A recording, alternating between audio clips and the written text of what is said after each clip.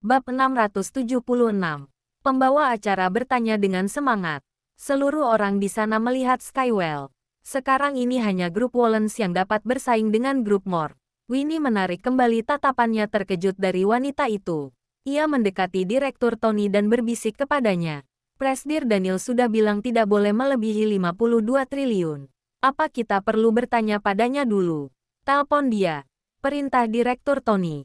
Winnie lekas menyingkir untuk menelpon Daniel.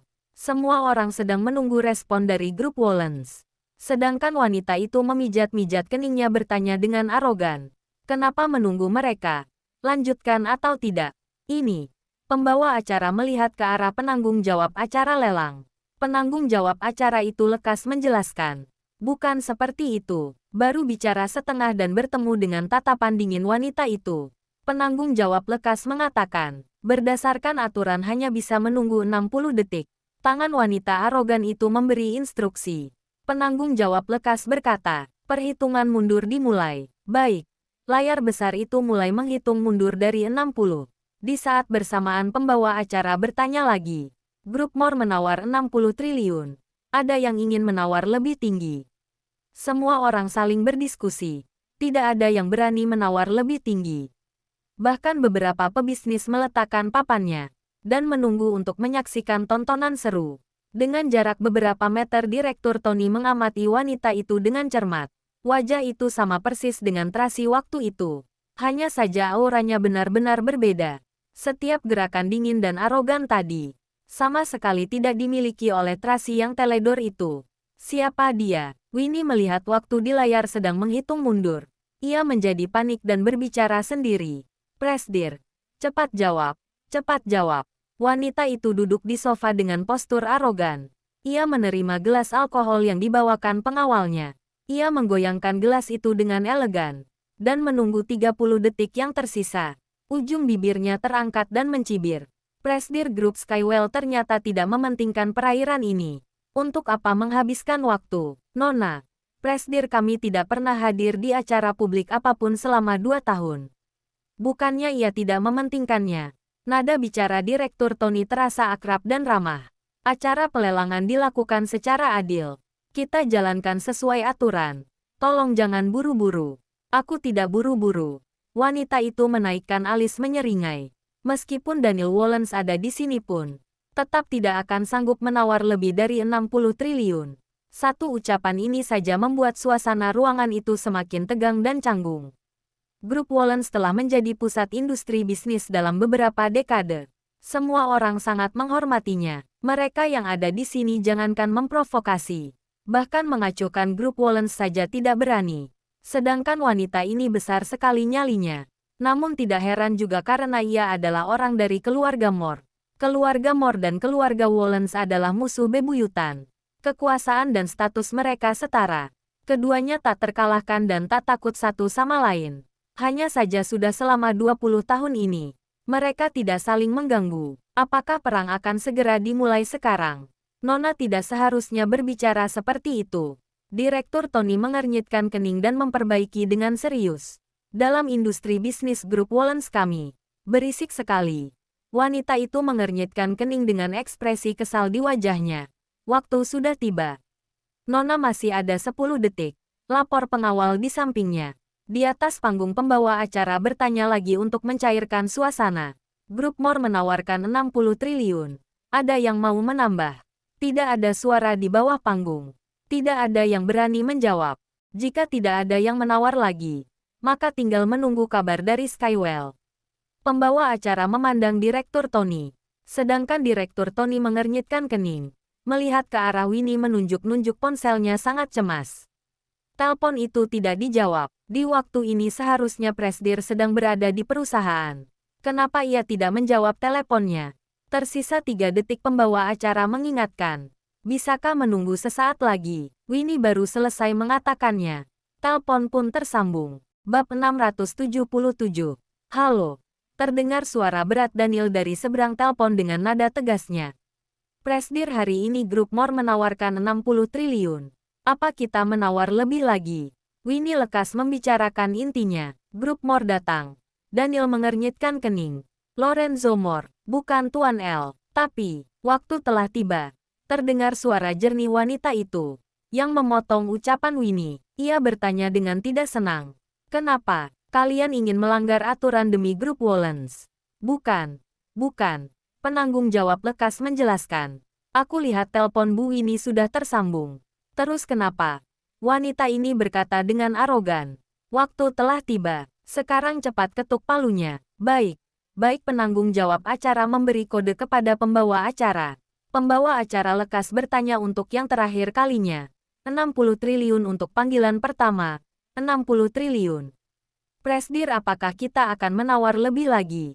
Winnie bertanya dengan tergesa-gesa. Presdir. Presdir. Daniel yang berada di seberang telepon tertegun. Kemudian ia mulai berbicara. Siapa yang berbicara tadi? Dia adalah 60 triliun. Panggilan terakhir. Presdir, apakah kita akan menambah lagi? Ini sudah panggilan terakhir. Selesai. Ucapan Winnie belum selesai, pembawa acara sudah mengetuk palu. Seluruh orang hening dan tercengang.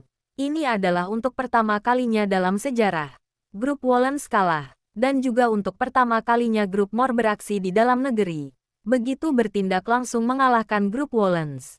Artinya grup Mor langsung menjadi pemenang di pertempuran pertama. Selamat, grup Mor mendapatkan perairan Laut Selatan.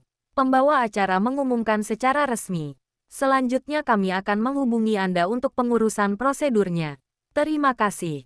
Wanita itu menyunggingkan senyuman, lalu berjalan keluar dengan arogan. Kemudian, terdengar suara tepuk tangan meriah dari belakangnya.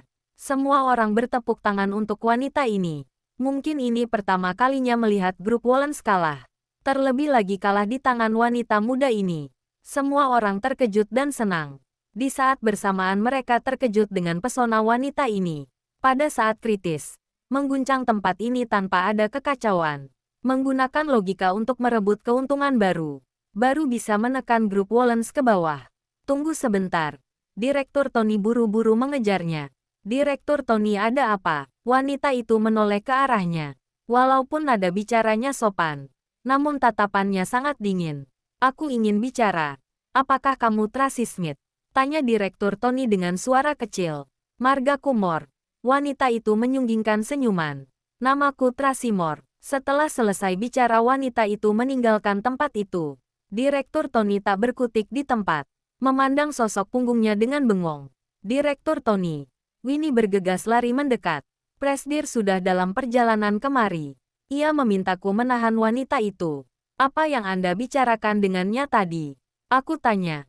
Apakah ia Tracy Smith? Ia bilang marganya Moore. Namanya Tracy Moore. Direktur Tony menggeleng-gelengkan kepala dan mendesah. Benar-benar mirip sekali. Tidak hanya wajah yang mirip, bahkan nama pun mirip. Pasti dia.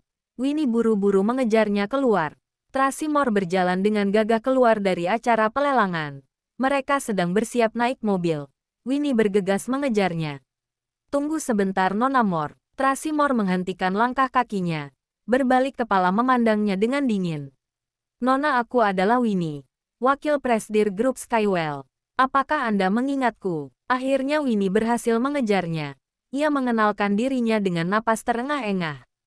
Kenapa aku harus mengingatmu? Tanya Tracy dengan dingin sambil menyeringai. Aku.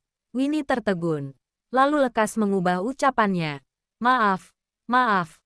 Aku salah bicara. Maksudku adalah Presdir Daniel, kami ingin berkenalan dengan Anda.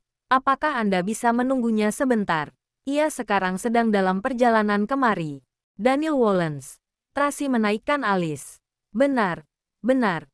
Winnie mengangguk-nganggukkan kepala. Atur waktu dengan sekretarisku. Tracy tidak ragu-ragu. Ia langsung masuk ke mobil setelah mengatakan kalimat itu. Bab 678. Nona Tracy. Nona. Winnie masih ingin menahannya tapi dihalangi oleh pengawal wanita yang berekspresi dingin. Winnie terpaksa menyingkir ke samping. Ia memandang mobil Rolls-Royce Wright perak itu pergi meninggalkan tempat itu. Winnie mendesah lalu berbalik badan. Hendak masuk ke dalam. Tetapi ia menyadari sekelilingnya telah dikelilingi oleh para pebisnis. Mereka menyaksikan adegan tadi. Di saat ini, seluruh wajah mereka tampak rumit dan sedang berdiskusi dengan saling berbisik. Tak disangka akan ada suatu hari grup Wollens yang memulai bersikap ramah terlebih dahulu. Nona Trasimore ini benar-benar diberkati. Ia adalah orang pertama. Tampaknya grup Moore berdiam selama 2 tahun.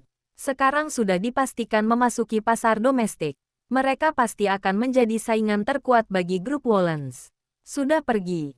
Direktur Tony berjalan keluar perlahan. Ia tak bisa menahan tawa. Ketika melihat wajah canggung Winnie. Ditolakkan. Iya. Winnie menganggukkan kepala dengan malu. Aku bilang. Presdir sedang dalam perjalanan kemari. Memintanya menunggu. Anda tebak dia bilang apa? Apa? Tanya Direktur Tony. Ia menyuruh Presdir Daniel atur waktu dengan sekretarisnya.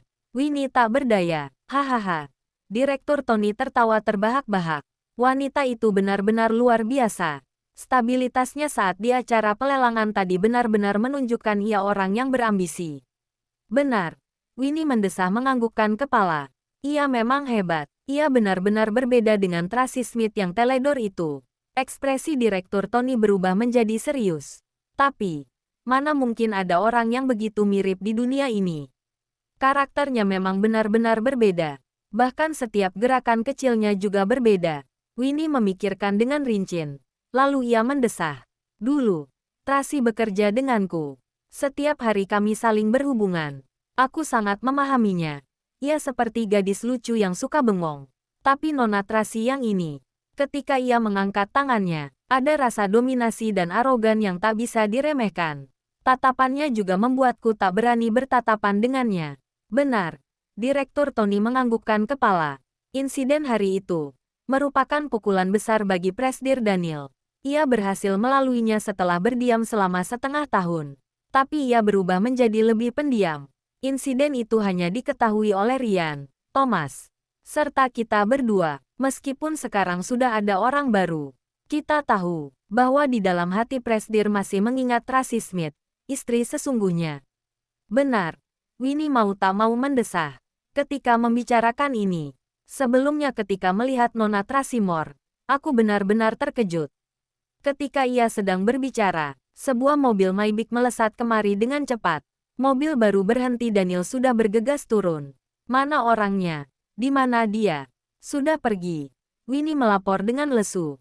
Aku sudah berusaha menahannya. Tapi, Nona Moore itu sangat dingin.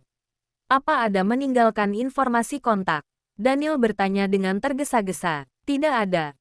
Winnie menggeleng-gelengkan kepala dan berbicara dengan takut. Ia bilang jika Anda ingin bertemu dengannya, harus janjian dengan sekretarisnya dulu. Daniel tertegun. Ini bukan gaya ucapan Tracy. Presdir, Anda dengarkan aku. Direktur Tony menenangkannya. Wanita ini memang mirip sekali dengan Tracy Smith. Tapi karakter dan auranya berbeda jauh. Naik mobil dulu.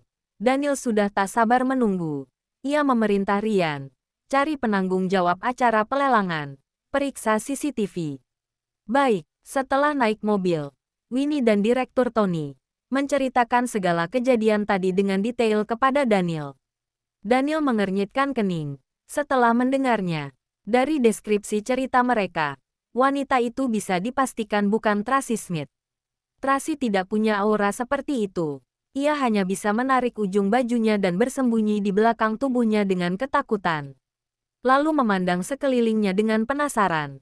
Apakah ia salah orang? Tuan Daniel sudah dapat rekaman CCTV-nya. Ryan membawa tablet mendekat. Daniel menonton rekaman CCTV itu.